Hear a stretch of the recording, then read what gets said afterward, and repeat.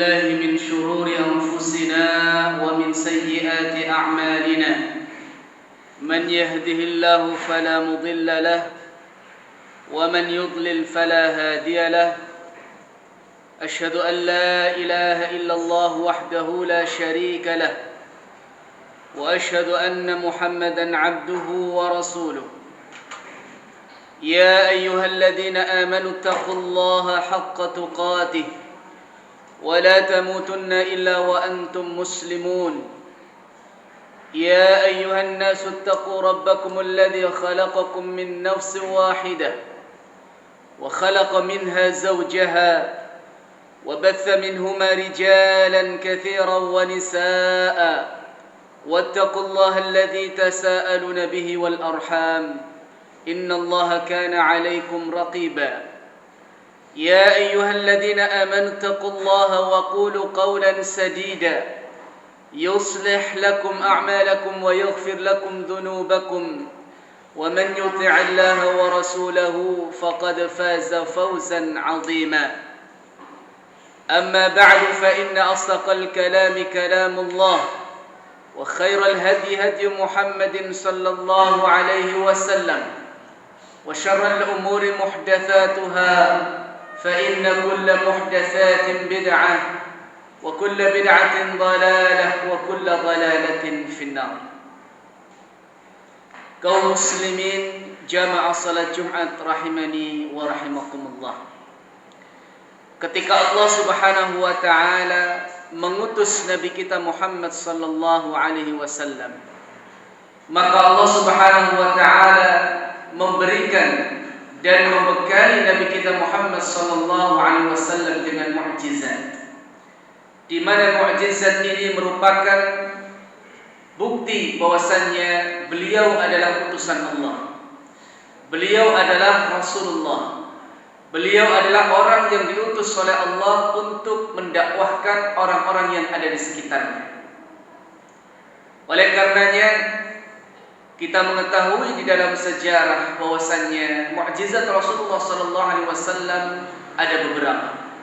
Di antaranya adalah Al-Qur'anul Karim, dan ini merupakan mukjizat yang paling besar.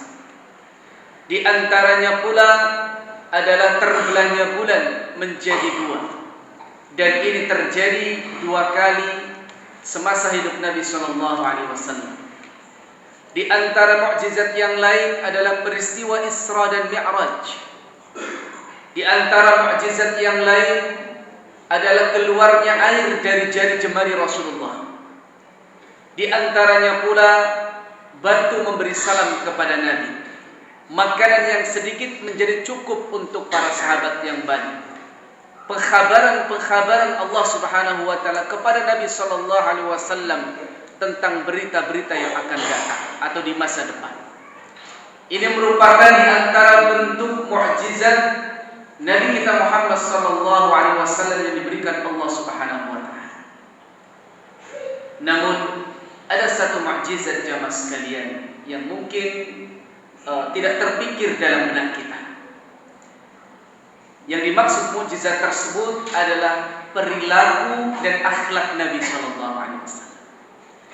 Itu merupakan mukjizat Nabi sallallahu alaihi wasallam, karena tidak akan ada orang yang mampu menandingi akhlak dan perilakunya.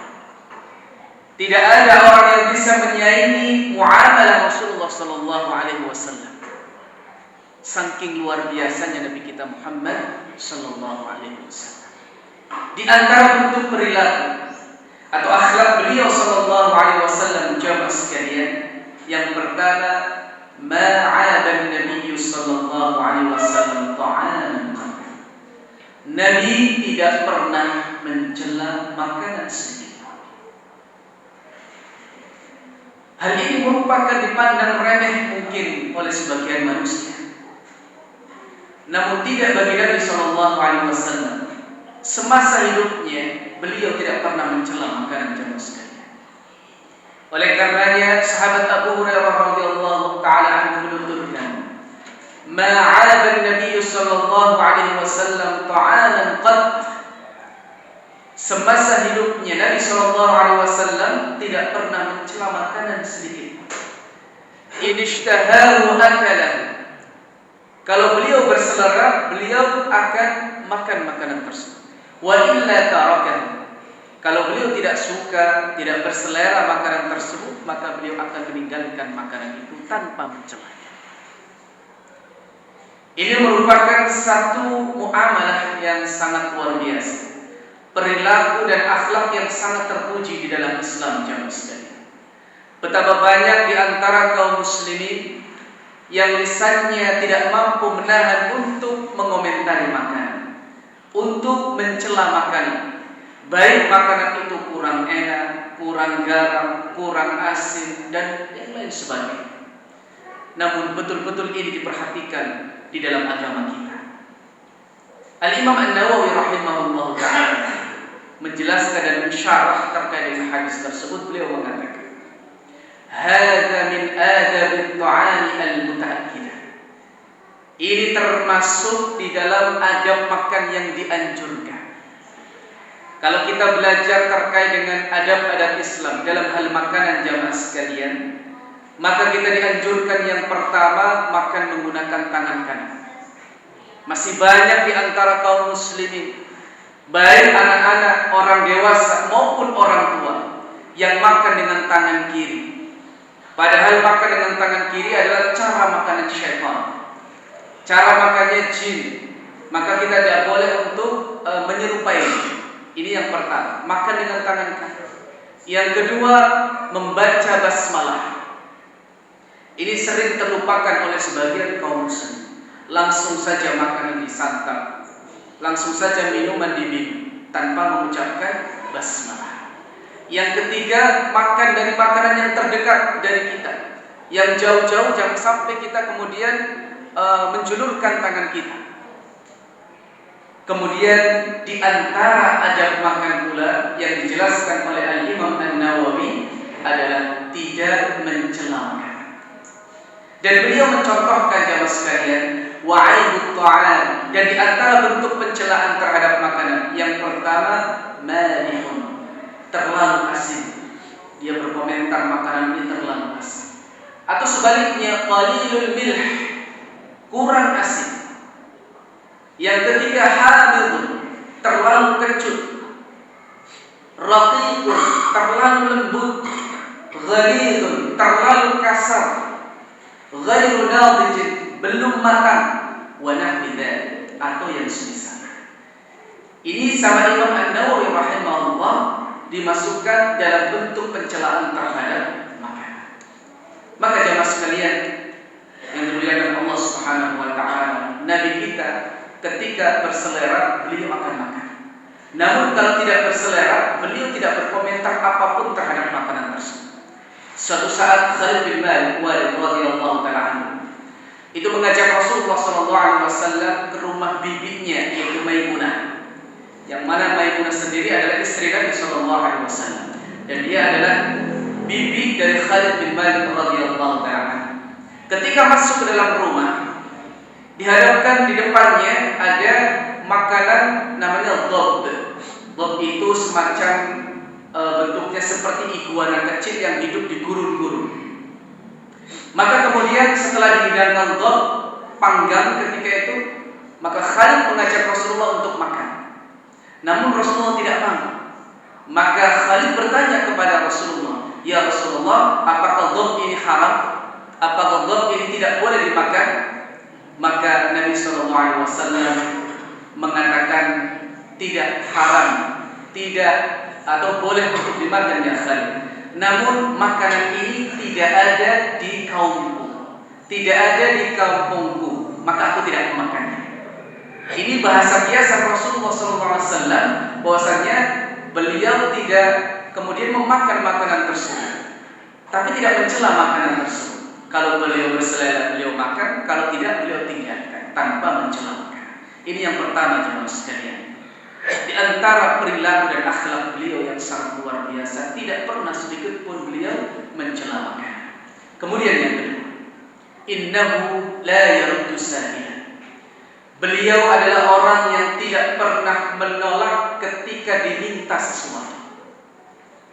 Hebatnya Nabi SAW luar biasa. ketika ada orang minta sama beliau, kalau beliau punya, kalau beliau ada, beliau akan kasihkan. Satu saat ada seorang sahabiah yang menenun baju untuk Rasulullah. Ketika baju itu sudah selesai, maka diberikanlah baju ini ke Nabi. Maka Nabi memakai baju tersebut. Ketika kemudian keluar, para sahabat Nabi SAW melihat Nabi, maka ada seorang sahabat yang meminta pakaian itu kepada Nabi. Ya Rasulullah, aku menginginkan pakaian tersebut. Maka apa yang dilakukan Rasulullah jamaah sekalian? Beliau duduk, beliau kemudian melepas pakaiannya, beliau melipat pakaian tersebut, kemudian beliau berikan kepada orang yang meminta tadi. Maka orang-orang yang melihatnya mengatakan, innahu la yaruddu sa'il. Engkau sudah tahu bahwasanya Nabi SAW itu tidak menolak orang yang minta kepada beliau.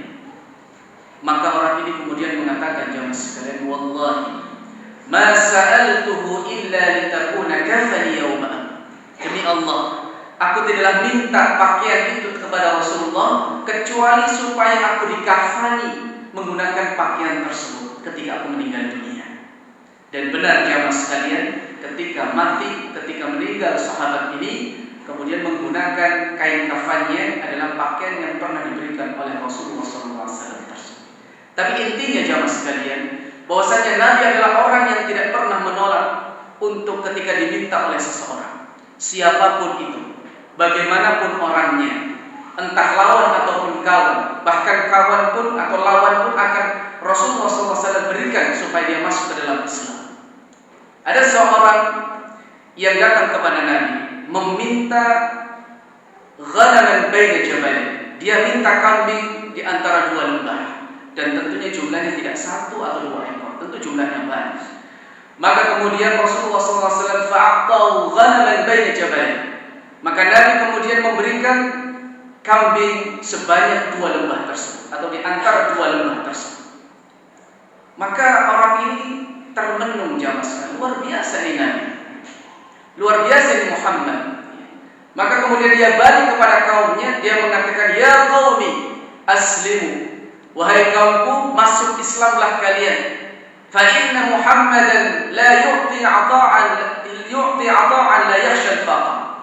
Karena sungguh Muhammad telah memberikan segalanya dan dia tidak takut kefakiran, dan dia tidak takut kemiskinan. Itulah Nabi kita Muhammad SAW jamaah sekalian.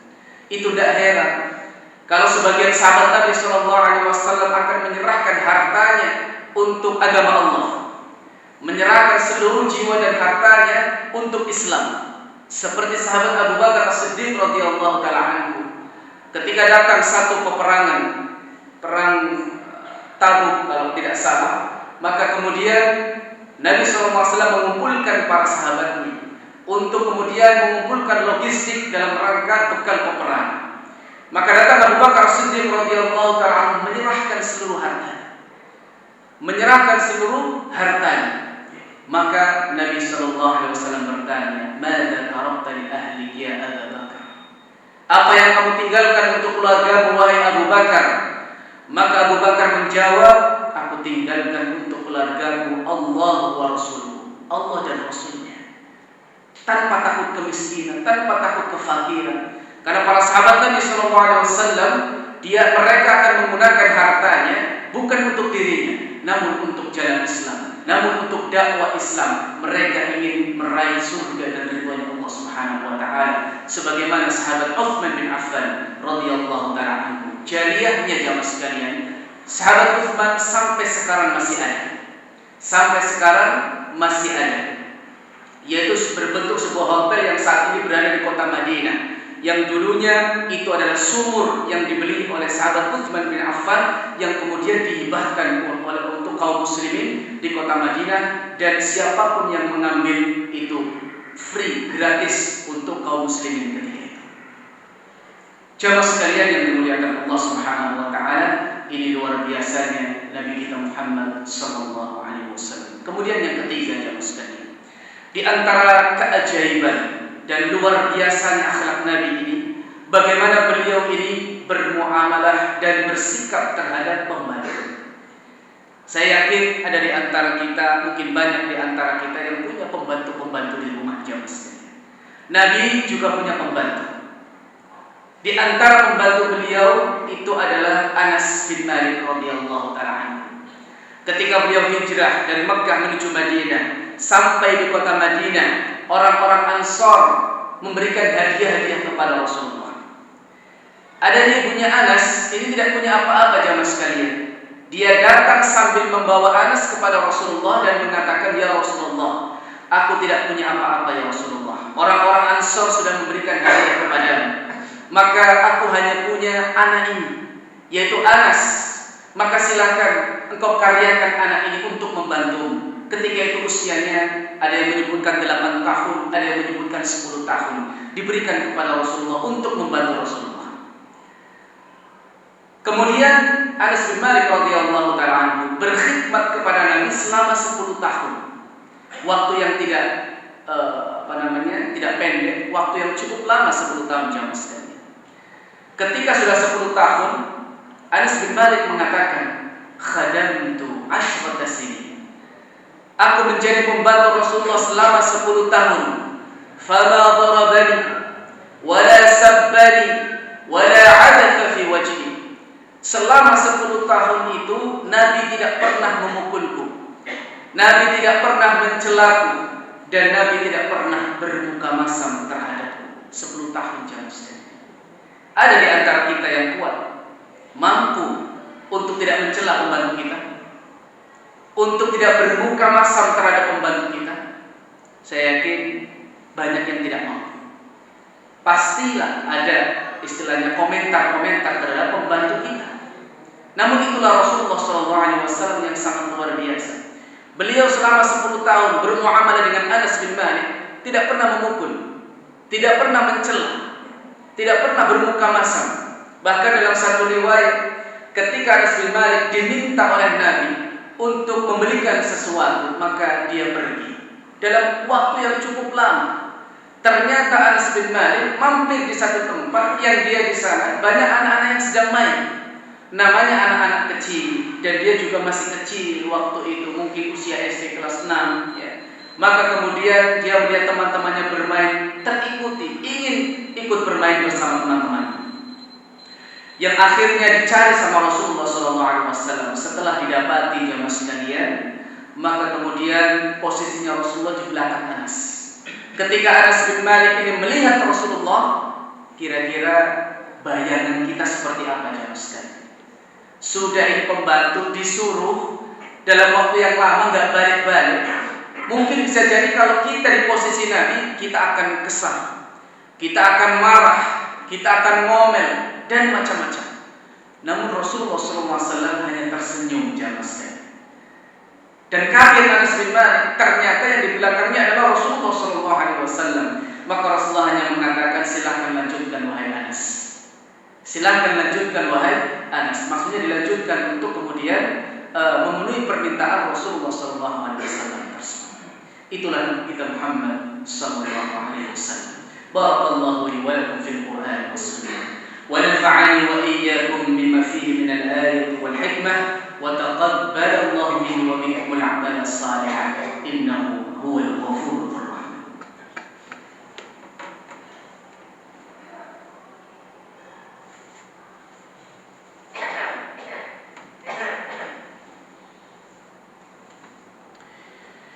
الحمد لله على إحسانه والشكر له على توفيقه وامتنانه.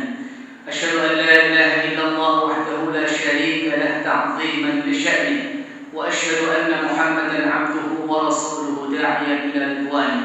اللهم صل على محمد وعلى آله وأصحابه وإخوانه.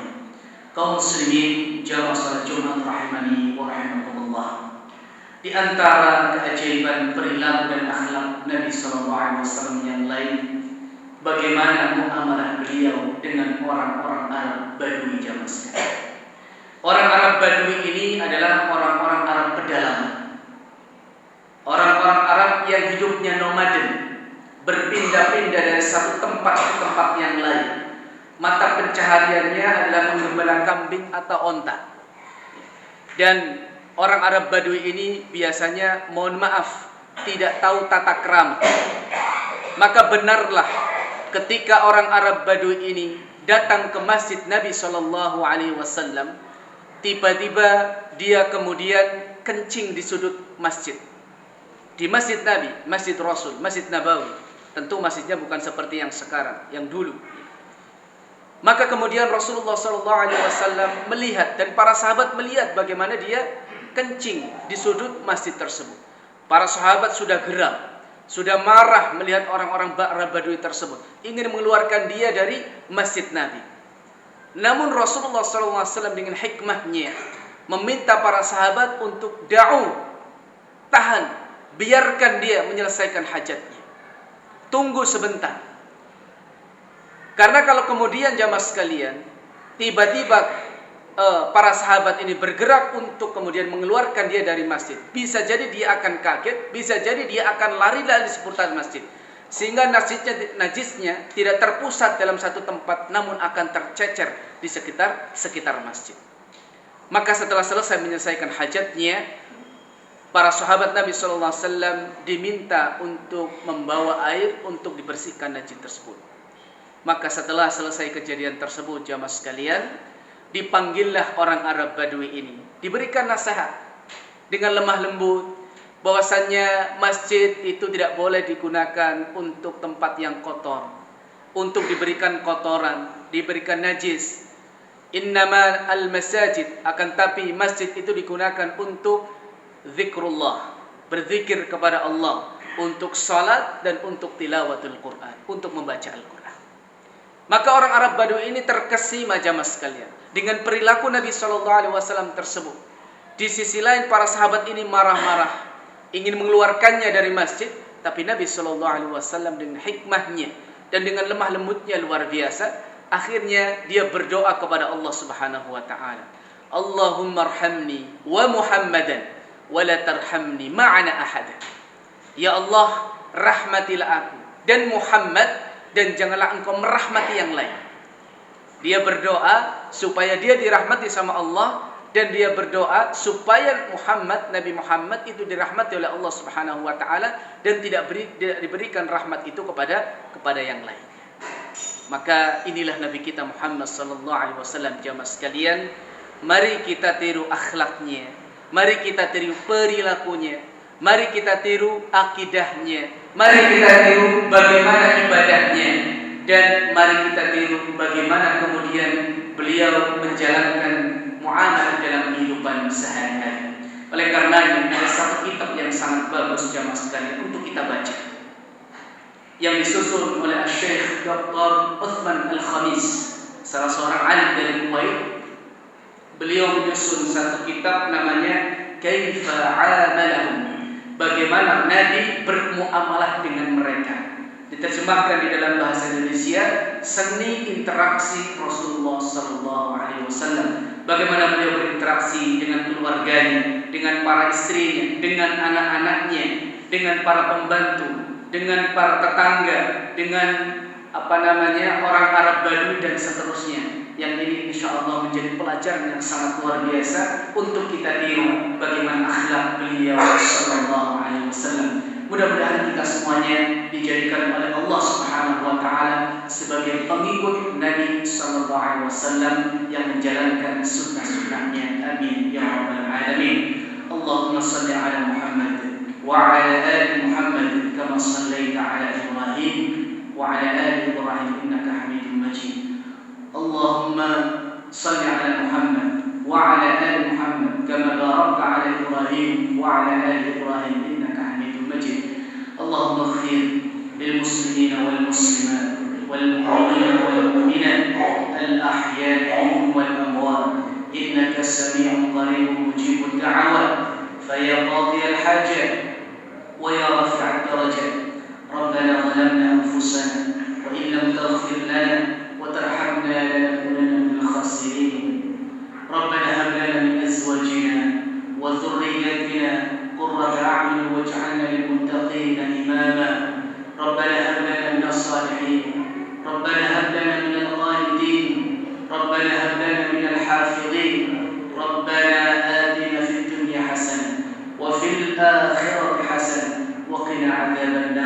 Subhana rabbika rabbil izzati amma yasifun. Wassalamun ala al-mursalin walhamdulillahi rabbil alamin. Wa aqimus